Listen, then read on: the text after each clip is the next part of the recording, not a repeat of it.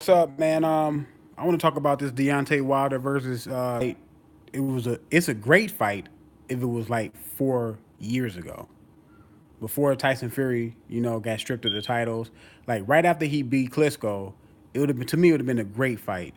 The only reason why I'm not in support of the fight right now is because I don't think Tyson Fury has demonstrated to me that he's ready to fight a fighter of Deontay Wilder's caliber at this moment in his career. Now, he has had two tune-up fights, and I mean tune-up fights. Like these fights that Tyson Fury had was really, really tune-ups. He fought a guy that was ranked 138, and he fought a guy that was ranked 129th. Well, he's about to fight another guy. This guy is ranked, I believe, 138 that he's finna fight now. He already fought the guy that was ranked 129th. So, but I want to see Tyson Fury fight somebody at least in the top 20. Like, I understand a lot of people points when they say, well, Tyson Fury, he's a really good fighter that him having, a 3 year layoff, he can come back and jump right in the saddle. And then some people use, because Tyson Fury had his, he had his downfalls, man. He gained a lot of weight. The man was almost like 400 pounds. He was reportedly he had a drug habit, and he had like a steroid problem where he had to, I guess, go through a lot of loops and all this stuff to clear his name as far as a steroid allegation. So Tyson Fury was going through a lot of things mentally too. Mentally, see, that's what a lot of people don't understand. Mentally, for a athlete to be sharp, he has to be mentally sharp as well as his body. His body has to be, in shape, and he has to be mentally sharp. Tyson Fury went through a mental thing, a mental state to where he was not himself. He wasn't, a guy who you would say should go in the ring and box, in my opinion. And I don't want to see Deontay Wilder fight him for those reasons because, put it this way, if Deontay Wilder go in there and blow Tyson Fury out in the round, what are people gonna say? People gonna say, well, he didn't even fight nobody. He didn't fight nobody good to see if he was back. And I knew he wasn't all the way back and ready to fight Deontay Wilder. Look at the two guys that he fought. If Fury go in there and make it hard on Deontay Wilder and Deontay Wilder win a hard decision or something like that, then people gonna say the same thing. How can Deontay Wilder struggle with a guy that virtually took 3 years off? You see what I mean? So he's setting himself up. To me, Deontay Wilder's kind of setting himself up for failure. Now I understand Deontay Wilder wanting this fight because he felt like he got stepped on or misinformed or not taken seriously, or Eddie Hearn them was not honest with him with the negotiations. So he using Tyson Fury is like Tyson Fury is the fallback fight, and so he wants a big fight. He wants to prove he's the best. And I know a lot of people say Tyson Fury is the lineal champion. Yes, Tyson Fury is the lineal champion because he's the man that beat the man. He beat, Klitschko, who held, all the titles and stuff at the WBC, which we all know that the WBC was held by was held by Vitaly Klitschko, who retired. Then when he retired, like I said, Chris Arreola and Stavern fought for that vacant title. Stavern came out on top, and I think Stavern beat him again in a rematch. And then Stavern fought Deontay Wilder, and Deontay Wilder beat Stavern. So that's how Deontay Wilder got his title. So yes, Fury is the lineal champion, and I understand Deontay Wilder wanted to fight him, to get that linealship, to get the linealship of the man who beat the man who beat the man. I understand that, but my thing is this: Fury is in no is. I don't know if he's ready because we don't know if he's ready until he actually get in the ring. But history tells me when a fighter takes that long out of the ring, he's vulnerable. And Tyson Fury's style. Tyson Fury is a boxer, reaction time, and he has good foot movement. So he moves. His style predicated on him moving too. He has to be moving around the ring, changing angles, and doing all that stuff. Is Tyson Fury ready to do that against Deontay Wilder? And Deontay Wilder is a really good athlete. Is he really ready to do that? Is he really ready to possibly go 12 rounds doing that, keeping Deontay Wilder off balance like he did Klitschko? Now, a lot of people talk about that Klitschko fight like Fury had a masterpiece. That fight was a snoozer. That was a snoozer, man. That fight wasn't all that. It wasn't all that to me. It was good that Tyson Fury was.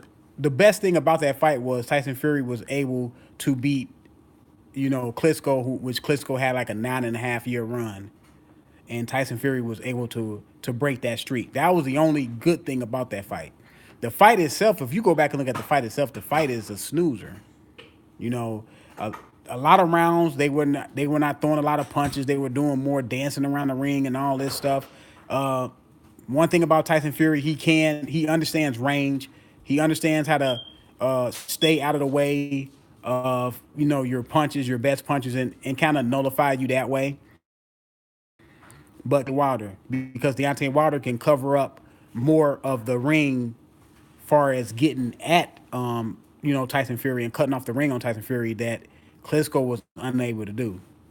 Klitschko do have good foot movement, good foot speed, but it's nothing like Deontay Wilder's foot speed in the ring. Now, I'm not saying Deontay Wilder is the boxer that Klitschko was, but Deontay Wilder can move fairly well in the ring. Can Tyson Fury keep Deontay Wilder off of him? Is he in shape enough? That's why I said I would rather see him fight somebody in the top 20 and then somebody in the top 10.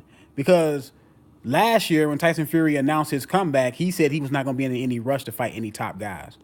Now you mean to tell me after fighting a guy that was ranked 129th and now you're going to fight a guy that's ranked 138, you're going to be ready to fight Deontay Wilder? No. To me, I don't like the fight, man. I know a lot of people are championing the fight. Like I said, when fighters fight guys, like I said, I know Tyson Fury, this is his second tune-up. So he's not coming straight off of 3 years and fighting, the champion. But we all know that back in the day, Muhammad Ali came off a 3.5 year layoff. He fought, and then he fought, I think he fought 1 or 2 times, and then he fought the champion, which, what I'm saying, he went in there and fought Joe Frazier, and he lost to Joe Frazier that first fight. So I don't like Lomachenko, he fought a couple guys that was coming off layoffs, and like I said, he fought the Axeman coming off a layoff. I believe he did fight Rigondeaux coming off a layoff. Rigondeaux was coming off a year and a half layoff. I'm not a component of guys, just like Terrence Crawford when he fought Gamboa. Gamboa was coming off a year and a half layoff.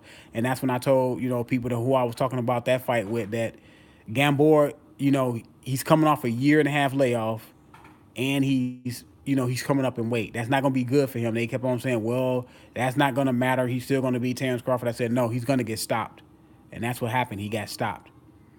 So like I said, I don't think Wilder going to get any credit either way if he beats Tyson Fury. I don't think he's going to. The public is not going to give him any credit if he wins that fight. And then if he struggles in that fight, his stock goes down. Then that's another thing that Eddie Hearn can hold over his head, like, oh, you couldn't even beat Tyson Fury clean, or you couldn't knock out Tyson Fury, or you couldn't beat up Tyson Fury. You went in there and had a tough fight versus Tyson Fury, and him and Eddie Hearn having another reason to hold the fight, longer for Deontay Wilder to have that fight. And I know Anthony Joshua is fighting Povetkin. That's a good fight. Now Povetkin can cause some major problems for Anthony Joshua, because Anthony Joshua doesn't. It look like he doesn't do good with short guys. Short guys that can get up under him, and Povetkin is an inside fighter. Now it all depends on how the referees the fight. Will he let Povetkin work on the inside? Will he allow Joshua to hold Povetkin on the inside? that's gonna be a big, thing in the fight. Now, if Povetkin is able to work on the inside, that's an interesting fight. That's an interesting fight, man. If Povetkin is because but one thing about Povetkin when he fought Klitschko, Radomir Klitschko, when he fought Klitschko held him a lot on the inside and leaned on him, put his weight on him, and all that stuff. And Povetkin was unable to work on the inside. So, will Joshua be able to do the same thing? I don't know. Will the ref? It's up to the ref. Will the ref let Povetkin work on the inside? Because Joshua last couple fights, even Parker, who I thought had a subpar fight versus Joshua, Parker was able to land some really good body shots on Joshua, and Joshua was not reacting good to the body shots. He was acting like in a weird way. He was kind of like jumping back, like the body shot was really hurting. And Povetkin to me is a little bit shorter than Parker, or maybe an inch shorter than Parker, or the same height. But he can get up under Joshua too, and he can cause. But I think Povetkin is a little bit of a better offensive fighter than Parker, than Parker was. So that can be an interesting fight. So we can have two interesting fights. Like I told people a year ago, I know everybody clamoring for the Joshua Wilder fight. They may not even make it to each other unscathed.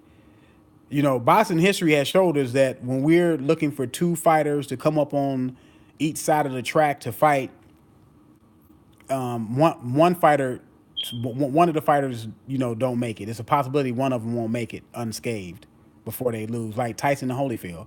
Tyson and Holyfield was supposed to fight. The fight was delayed because I believe Tyson had an injury in training camp, and then Tyson came back at a training camp. He wanted a tune-up fight, and so they scheduled Buster Douglas, and that was supposed to be a tune-up fight. Then the Holyfield fight was supposed to happen. What happened?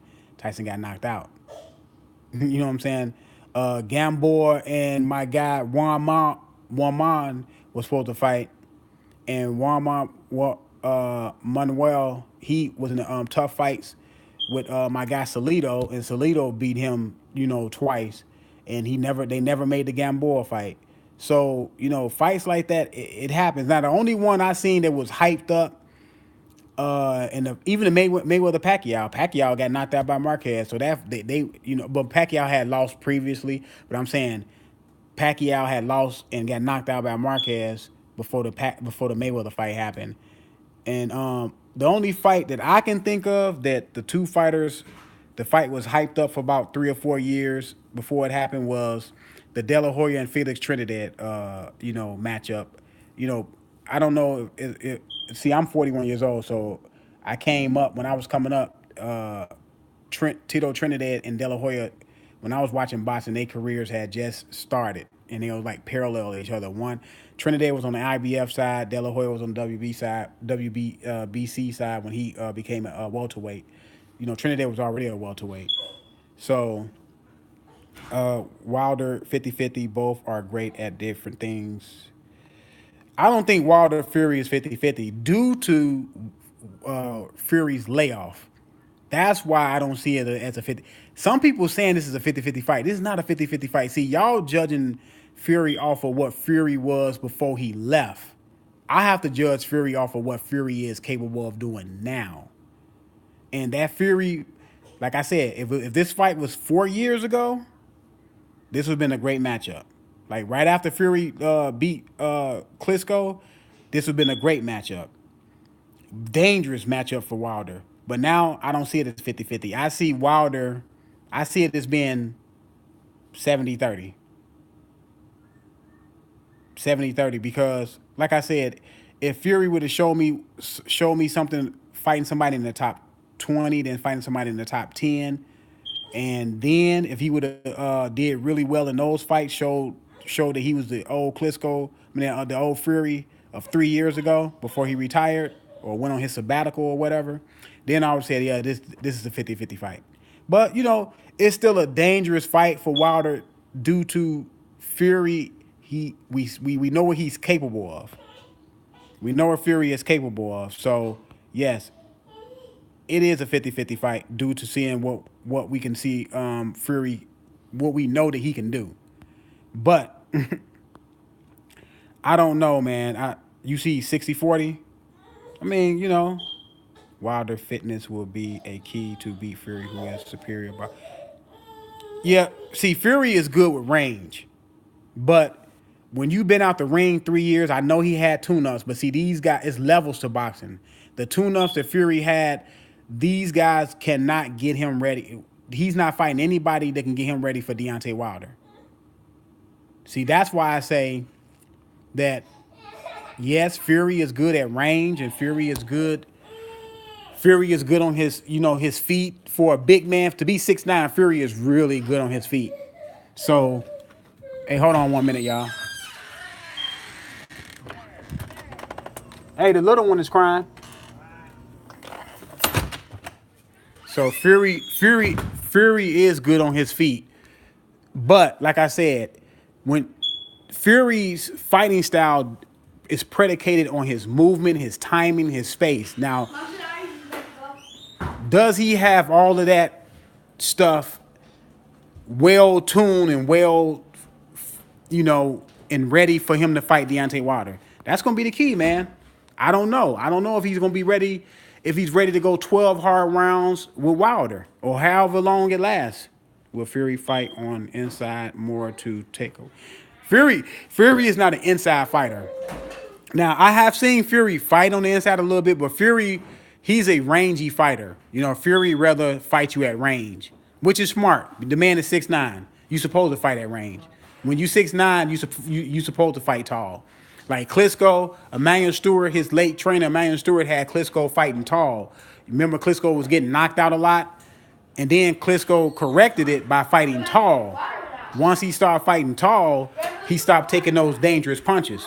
So Fury would not fight on the inside. I don't see Fury fighting on the inside. That's just not his nature to fight on the inside. I will judge Fury chances. I understand what you're saying about this fight that Fury finna fight. If Fury going to knock this guy out or Fury going and beat this guy up, this fight, I can't judge what Fury going to do versus Wilder off of this fight that he's finna fight. The only reason why I say that is levels to everything. This guy is not even on a second tier of best heavyweights in the world that Fury is about to fight. He's not even on a Dillian White, level. That's what I'm saying. I have to see Fury to have a better judgment on what he can do versus Wilder. I have to see him fight somebody at least in the top 10. That's the problem with this fight. They both back foot possessive fighters. This might be like I said, Fury can make this fight very awkward. He can make this fight very awkward for Deontay Wilder and make this fight look. This fight can look. It can look messy. It can look not so appealing to the eye. The only way that the show can be closed fairly well if Deontay Wilder knocked Fury out. But I can also see Fury going in there and making it so awkward for Wilder and making it so tough on Wilder as far as, with his height and his reach, because this man got a pretty fairly, nice reach, and he got a nice height. And he fights tall, so he can make this hard on Wilder. That's why I said. But I mean, like I said, I understand why Wilder's taking the fight. Wilder is taking the fight because he wants the linealship. He wants the linealship, the bloodline that Fury is holding. That's what Wilder is. That's why Wilder is fighting this fight. So I understand from that point of view, and Wilder, he kind of upset that the Anthony Joshua fight is not going off. So Wilder won a big fight. Fury would need to be in the shape he was in for. Look, James. That's what I'm talking about. Fury needs to be in the shape that he was for the Klitschko fight. Is he in that shape? That's what I'm saying. Can he be in that shape in 2 tune-up fights? I don't think. See, I don't know if a lot of y'all watched the Ali fight versus Frazier, that first fight. And if you go back and just, hey, I want everybody to go back and look on YouTube and look at Customato, Tyson late trainer, and Ali. And Customato is giving Ali a lecture on why he will not beat Frazier in the first fight, the first meeting that they fight in. And he's going to say, I don't think you're in shape enough to stay on your toes and fight the fight you need to fight to keep Frazier up off of you. And Muhammad Ali told Customato, I will be in great shape for the fight. And what happened in the fight?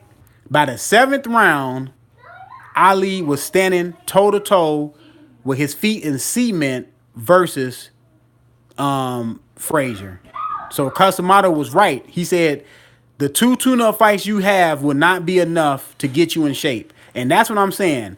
These two tune-up fights is not enough to get Fury in shape. Fury might as well be fighting these two guys in sparring. These are like two sparring guys for Fury. They are not going to get him in the shape, and they're not going to push him and make him fight for the intensity that he gonna have for the Deontay Wilder fight. And that's why I say I don't like the fight. That's why I say I don't like this fight. I don't understand why Wilder wants this fight. If he wins, he gets. Well, yeah. I mean, yeah, he gets a little leverage in the Joshua fight because he will be able to say he's the lineal champion, but you know, Joshua still has more belts, so like I said, with the Deontay Wilder and the Joshua fight, everything should be split down 50-50. The only thing that Deontay Wilder and Anthony Joshua should be negotiating about is where the fight is going to be located. Is it going to be in America or is it going to be in the UK? That's the only thing that Anthony Joshua and Wilder should be discussing. They shouldn't be discussing no money, none of that stuff. Because this fight should be down 50-50 money-wise. But, I know it's not going to be 50-50 money-wise because it rarely happens like that when it's in a big fight. Somebody always get more of the purse. Do you have the charger? Yeah. Deontay Wilder had wild punches, no technique, as evident in his last fight. Yeah, Deontay Wilder can get wild. A lot of times when Wilder get wild, he gets wild a lot of times after he gets you hurt. Like when he got Ortiz hurt, Wilder did get wild. Now I'm not gonna lie, he did get wild after he got Ortiz hurt. I'll be out there in a minute. He did get Ortiz. He did get wild after he got Ortiz hurt, but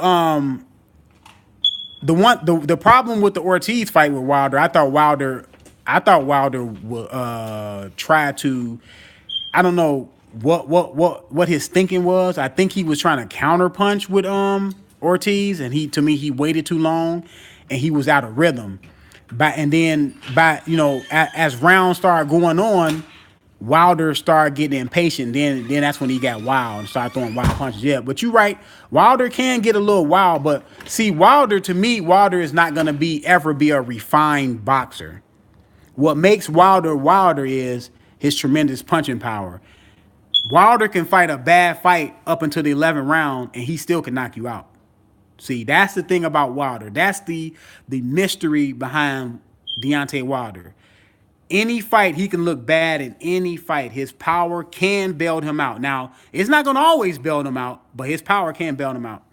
The Ortiz fight was very similar to the Spilker fight, also soft. Yes, it was. It was, and yeah, he ended up knocking out Spilker. Wilder was reserved versus Ortiz. Wilder only goes wild once he hurts. Yeah, that's why I said he only goes wild once he hurts his opponent.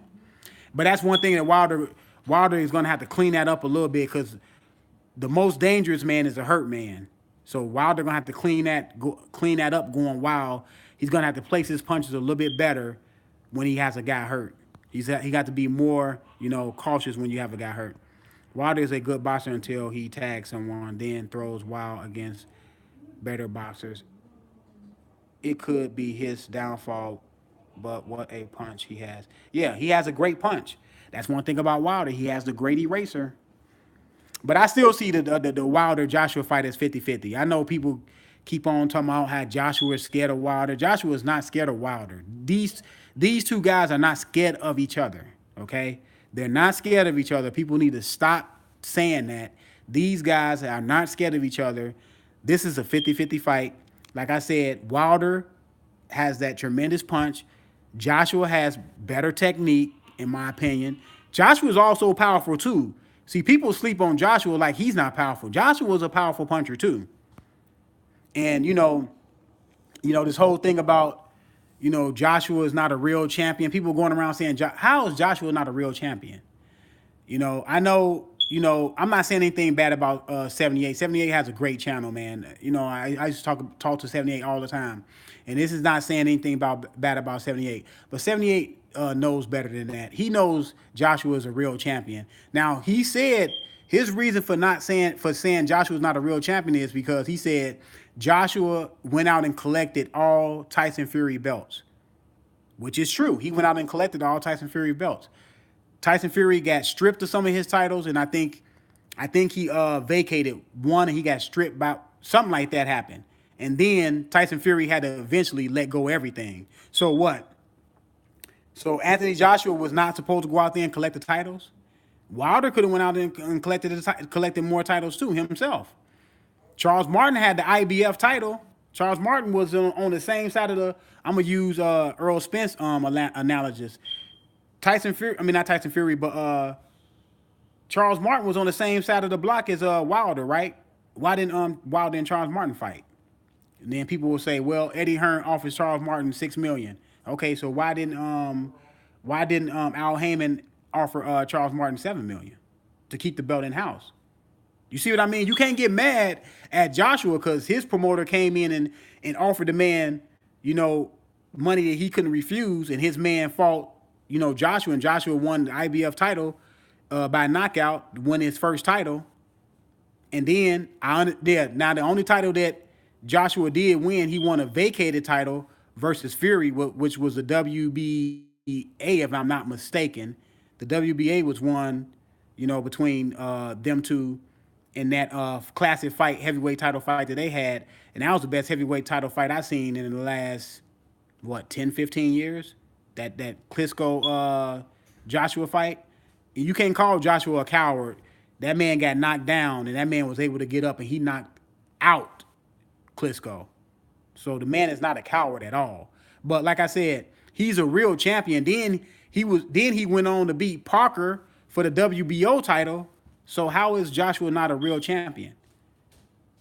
Now, on the other side, we all know how Deontay Wilder became the WBC champion, right? Because Vitaly Klitschko, the other Klitschko brother, he vacated his WBC title, to go do politics in the Ukraine.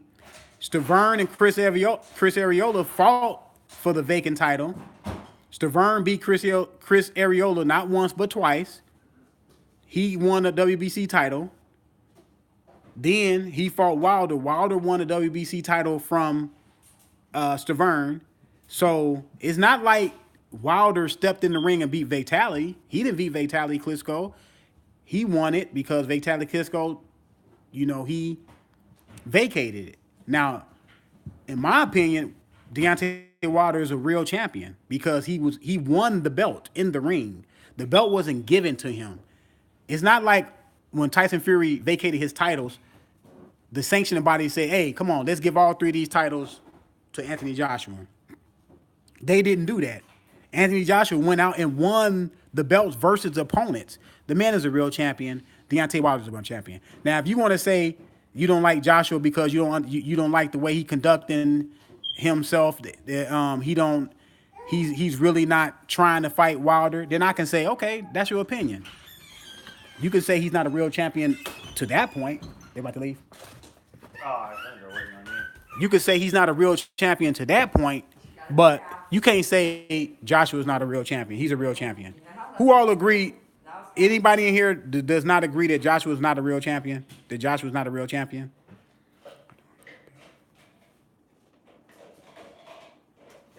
Wilder won his belt the same way as Joshua. So Wilder. That's why I said if you want to say he won, he didn't beat Fury in the ring. Well, Wilder didn't beat Vitali in the ring either. But come on, man. If you're gonna start doing that, then we can start going through history about people that lost their titles, people that won vacated titles, or people that won titles that people got stripped of. Then we're gonna start talking about a lot of people careers. You see, you don't want to start opening up that Pandora's box, because it's a lot in those positions. But he's a literal champion. Joshua isn't a champion at heart. Okay, well you could say Joshua's not a champion at heart because you don't agree on how Joshua has been handling the negotiations. But see, that's a real thought out thing to say, that you don't think he's a champion at heart. But you can't take away the fact that he's a real champion. He is a real champion. Now he may not be conducting himself in the manner that you don't want him to conduct himself. I can agree with you. I can agree with you, and you can have that opinion. That's a logical opinion to have.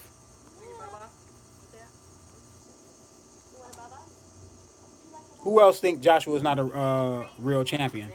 Champion is a champion. Doesn't matter how. You're right. Champion is a champion. Doesn't matter how he carry his business. Joshua is a great fighter. He's a great fighter. Deontay Wilder is a great fighter. They both great at what they do. Joshua's a little bit more technical, a little bit more tighter with his punches, and Deontay Wilder got tremendous power. That can erase a whole lot of mistakes. Now, I picked Wilder to win the fight, but it's a 50-50 fight. This fight can go either way. And the only reason why I picked Wilder to win the fight, and it's a slight window of why I picked Wilder to win the fight, because Joshua, to me, his stamina is a problem. I seen Joshua get tired in too many fights, man. He gets tired in too many fights, and to me, that's a question mark when guys get tired in fights. They are both great, but I smell fear with Joshua. I don't look, man. I understand people saying you smell fear. Like, what kind of fear are you talking about? You talking about fear like he's gonna crumble at the sight of Deontay Wilder, or you talking fear like he's gonna lose the fight? Because a lot of fighters fear they're gonna lose fights. Yep, hot dog.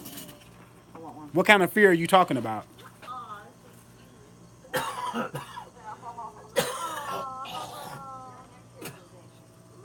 He doesn't feel ready to fight Wilder at this stage of his career. Okay, well, yeah, I can give you that, because I done heard fighters say that plenty of times, that they're not ready to fight a certain fighter at that stage of their career.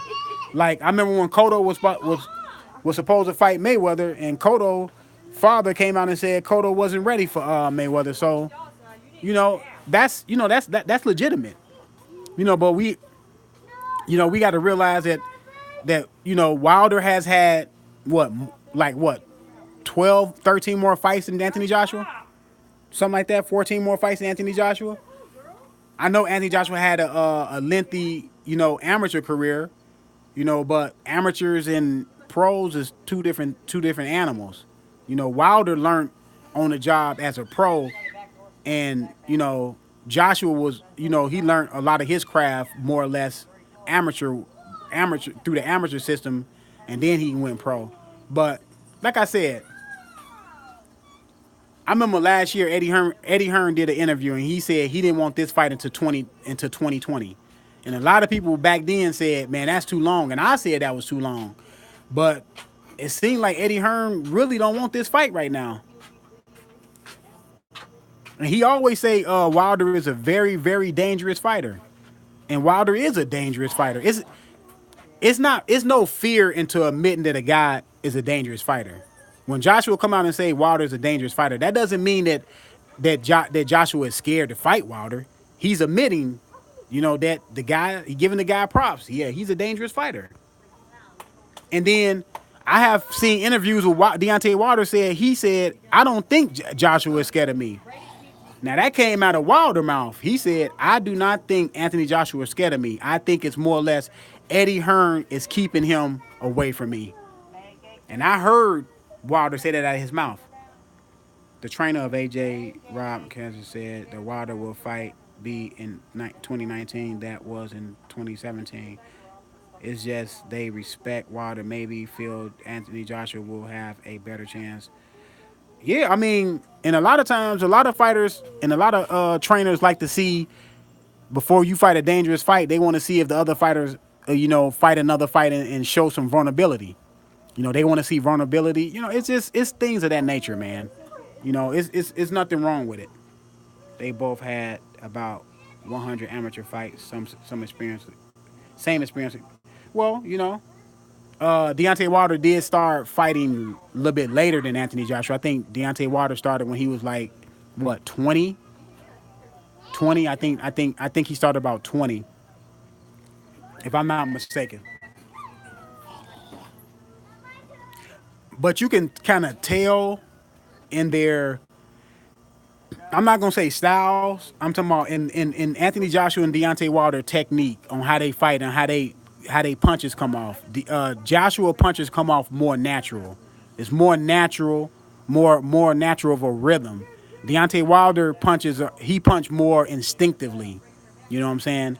And Deontay, like I said, Deontay Wilder in all his fights, I never really see him hit somebody real clean.